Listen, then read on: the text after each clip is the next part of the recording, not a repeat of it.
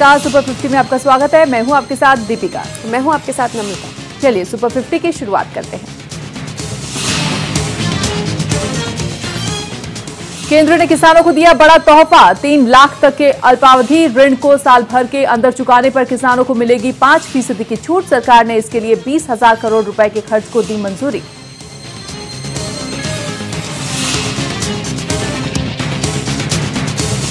मध्य प्रदेश में पिछले 48 घंटों से अभी तक राज्य में 6 किसान कर चुके हैं आत्महत्या, लेकिन एमपी के सीएम शिवराज सिंह को राज्य में कर्ज माफी और किसानों की आत्महत्या नहीं लगता कोई मुद्दा। कहा खुदकुशी के हो सकते हैं कई और कारण।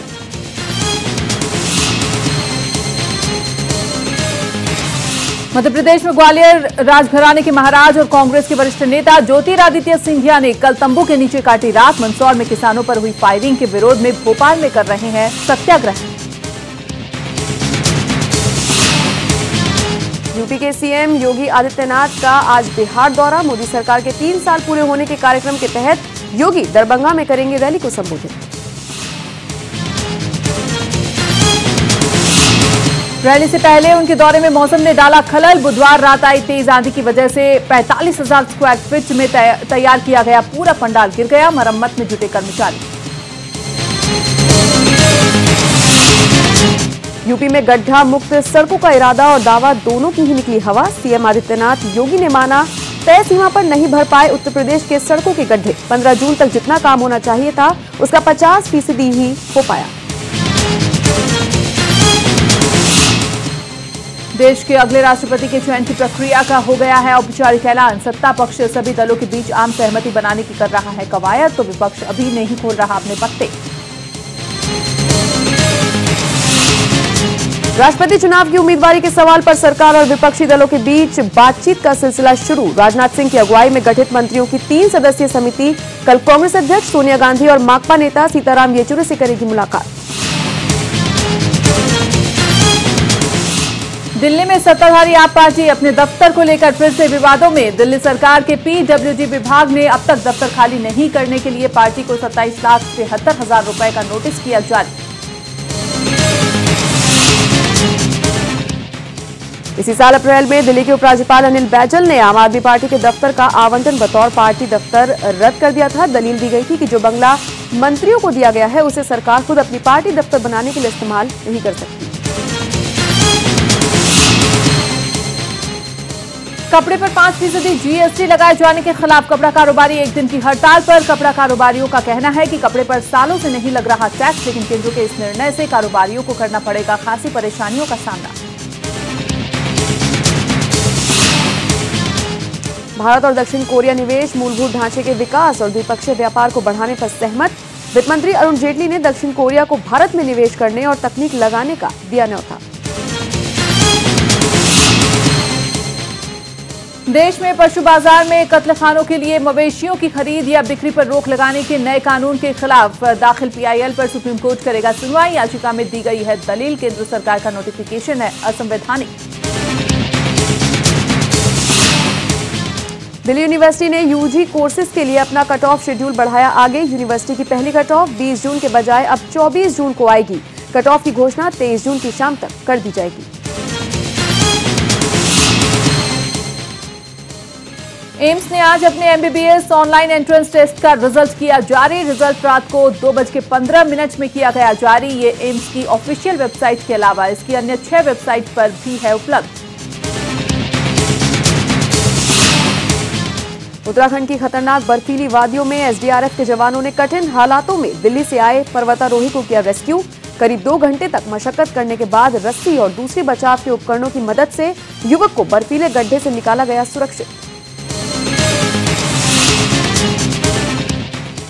असम और मिजोरम में लगातार बारिश से आई बाढ़। मिजोरम में 8 लोगों की मौत। मिजोरम को असम से जोड़ने वाला राष्ट्रीय राजमार्ग संख्या 54 भूस्खलन के कारण बंद। प्रधानमंत्री नरेंद्र मोदी शनिवार को कोची मेट्रो का करेंगे उद्घाटन। मेट्रो के पहले सफर का होंगे हिस्सा। सारी तैयारियां हुई पूरी।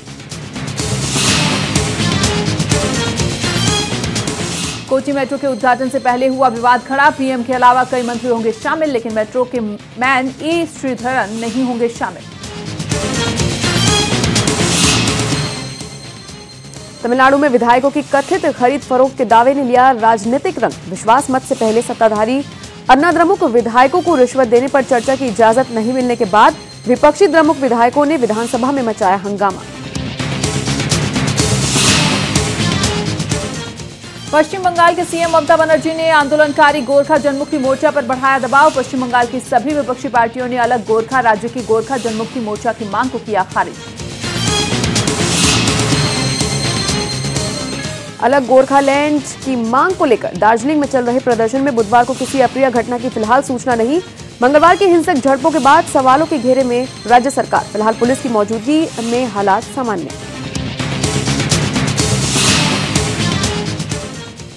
योग गुरु स्वामी रामदेव के खिलाफ भड़काऊ भाषण मामले में एक स्थानीय कोर्ट ने गैर जमानती वारंट किया जारी। न्यायाधीश हरीश गोयल ने एसपी को दिए आदेश। स्वामी रामदेव को गिरफ्तार कर अगली तारीख को किया जाए पेश। पिछली सुनवाई के दौरान 12 मई को भी स्वामी रामदेव कोर्ट में हाजिर नहीं हुए थे, तब जमानती वारंट जारी हुआ था। अब इस मामले में अगली सुनवाई 3 अगस्त को होगी। इस मामले में हरियाणा के पूर्व मंत्री सुभाष बत्रा ने कोर्ट में केस किया था। पेट्रोल पंप मालिकों की टली हड़ताल। अब 16 जून से हर रोज सुबह 6 बजे बदलेंगी पेट्रोल और डीजल की कीमतें। देश भर में अलग अलग राज्यों के पेट्रोल पंप एसोसिएशन ने पेट्रोल पदार्थों की कीमतों की रोजाना समीक्षा के विरुद्ध 16 जून की हड़ताल का किया था ऐलान। पेट्रोलियम मंत्री धर्मेंद्र प्रधान के साथ हुई मीटिंग के बाद एसोसिएशन ने 16 जून की हड़ताल वापस लेने का किया फैसला। एमपी के दमोह पन्ना स्टेट हाईवे पर गर्मी की तपन से निजात पाने के लिए एक बाघ आ पहुंचा सड़क पर। बीच सड़क पर तकरीबन 20 मिनट तक बाघ ने की चहलकदमी। इस बीच सड़क के दोनों छोरों पर राहगीरों की जमा हो गई भीड़।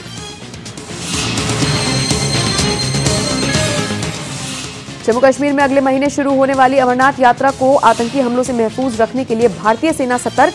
यात्रा की सुरक्षा को लेकर कड़े इंतजाम किए गए। भारतीय सेना के 5 बटालियन के 5000 जवान अलग से किए जाएंगे तैनात। 29 जून से शुरू होने वाले अमरनाथ यात्रा के दौरान सुरक्षा के लिए स्थानीय पुलिस और अर्धसैनिक बल के 30,000 जवानों को भी किया जाएगा तैनात। भारत ने संयुक्त राष्ट्र में कहा कि कश्मीर में स्थिरता के लिए सबसे बड़ी चुनौती है आतंकवाद। भारत दुनिया के तमाम मंचों पर पाक को कर चुका है बेनकाब, लेकिन नहीं मानता पाकिस्तान। बीते दिनों बढ़ी है नियंत्रण रेखा पर पाकिस्तान की ओर से गोलीबारी। केंद्रीय विदेश राज्य मंत्री एमजे अकबर का बयान। कहा, सरकार आतंकवाद के मुद्दे पर कभी समझौता नहीं करेगी। मोदी सरकार के कार्यकाल की तारीफ की। हालांकि विजय माल्या के मामले पर अकबर से सवाल पूछे जाने पर वो किनारा करते हुए नजर आए। उन्होंने कुछ भी कहने से साफ इनकार किया, लेकिन कहा कि मामला ब्रिटेन की एक अदालत में लंबित है। प्रधानमंत्री नरेंद्र मोदी के दौरे से पहले भारत ने अमेरिका को दिया करारा झटका। रक्षा मंत्रालय ने अमेरिका से 16 हेलीकॉप्टर खरीदने का सौदा किया रद्द। हेलीकॉप्टर की कीमत को लेकर बात नहीं बनने के बाद रक्षा मंत्रालय ने लिया फैसला। वॉशिंगटन में हुई गोलीबारी में एक वरिष्ठ रिपब्लिकन सांसद और 2 पुलिस अफसर घायल। पुलिस ने हमलावर को मार गिराया। एफबीआई कर रही है मामले की जांच। लंदन के 24 मंजिला ग्रेनफेल टावर में लगी आग से 12 लोगों की मौत। 9वीं मंजिल से फेंके गए बच्चे को आदमी ने किया कैच, बचाई जान। खराब फ्रिज रही ग्रेनफेल टावर में आग लगने की वजह 120 फ्लैट्स का है यह अपार्टमेंट, जिसमें 600 लोगों का है आशियाना। अमेरिका के राष्ट्रपति डोनाल्ड ट्रंप की पार्टी के सांसद पर अज्ञात शख्स की अंधाधुंध फायरिंग। रिपब्लिकन नेता स्टीव कलीसे समेत 5 लोग घायल। रिपब्लिकन पार्टी के नेता स्टीव स्कैलिसे पर हमले को लेकर राष्ट्रपति डोनाल्ड ट्रंप ने जारी किया बयान। ट्रंप ने ट्वीट कर की घटना की निंदा। कहा, जल्द ठीक हो जाएंगे। स्टीव स्कैलिसे, हमारी चिंता और प्रार्थना उनके साथ। बांग्लादेश में भारत की सीमा से लगते सुदूर पहाड़ी जिलों में मानसून की भारी बारिश के बाद लैंडस्लाइड में मरने वालों की संख्या पहुंची 137 के पार। राहत एवं बचाव कार्यों में तेजी लाते हुए नए सिरे से शुरू किया गया बचाव अभियान। डॉक्टर एमएसजी की फिल्म जेट टू इंजीनियर आज भी बॉक्स ऑफिस पर मचा रही है धमाल। फिल्म ने 25 दिन में किया 363 करोड़ का बिजनेस। पाकिस्तान की जीत पर ऋषि कपूर ने किया ट्वीट। जीत के बाद ऋषि कपूर ने दी पाकिस्तान को बधाई। कहा, फाइनल में भारत से हारने के लिए तैयार रहे पाकिस्तान। जिसके बाद ऋषि कपूर को पाकिस्तानी फैंस ने किया ट्रोल। सचिन तेंदुलकर की बायोपिक के बाद अब योग गुरु बाबा रामदेव की बायोपिक दर्शकों के सामने होगी। अजय देवगन जल्द ही फिल्म मेकर अभिनव शुक्ला के साथ मिलकर बाबा रामदेव पर बायोपिक बनाने जा रहे हैं। जानकारी के मुताबिक ये बायोपिक फिल्म न होकर एक टेलीविजन शो होगा जिसका नाम होगा स्वामी Baba Ramdev the untold story. इसमें आपको रामदेव के पार्टनर बालकृष्ण की जिंदगी से जुड़े कुछ किस्से भी देखने को मिलेंगे। बॉलीवुड के मशहूर डायरेक्टर अनुराग कश्यप को अपनी पहली 2 नाकाम शादियों के बाद एक बार फिर से हो गया है प्यार। पिछले कई महीनों से लिव इन में रह रहे हैं अनुराग ने बिना किसी झिझक के अपने से कम उम्र की लड़की के साथ प्यार भरी निजी तस्वीरें सोशल मीडिया पर की पोस्ट। 23 साल की शुभ्रा शेट्टी है अनुराग का तीसरा प्यार। दबंग 3 को निर्देशित नहीं करेंगे अरबाज खान। अब इस फिल्म के लिए अच्छे डायरेक्टर की तलाश में सलमान खान। इससे पहले सोहेल खान भी औजार, जय हो, हेलो ब्रदर और प्यार किया तो डरना क्या जैसी फिल्मों में कर चुके हैं। सलमान को निर्देशित तो फिल्म दबंग 2 को तो अरबाज ने किया था निर्देशित। आईसीसी चैंपियंस ट्रॉफी 2017 का दूसरा सेमीफाइनल मुकाबला भारत और बांग्लादेश के बीच आज बर्मिंघम के एजबेस्टन स्टेडियम में होगी। दोनों टीमों के बीच कांटे की टक्कर। मैच में पलड़ा भारत का भारी, लेकिन बांग्लादेश की टीम उलटफेर में माहिर। देखने वाली बात यह होगी कि जीत का सेहरा आज आखिर किसके सर सजता है। चैंपियंस ट्रॉफी के पहले सेमीफाइनल में कल पाकिस्तान ने इंग्लैंड को 8 विकेट से दी करारी शिकस्त। हसन अली रहे man of the match. Pakistan final में शामिल। और इसी के साथ सुपर 50 में इतना ही। दीजिए इजाजत, नमस्कार।